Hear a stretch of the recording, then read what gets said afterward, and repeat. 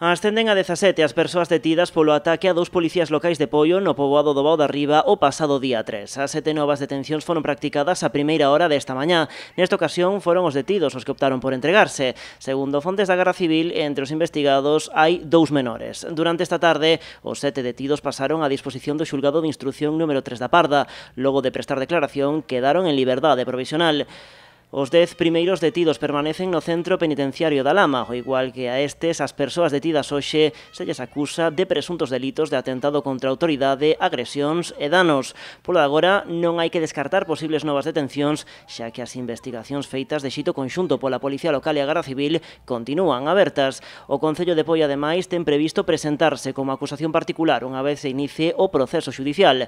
Os 2 axentes feridos permanecen de baixa médica recuperándose das súas lesións nos seus respectivos domicilios. Como consecuencia dos golpes recibidos, sufriron diversas contusións, mazaduras e tamén cortes.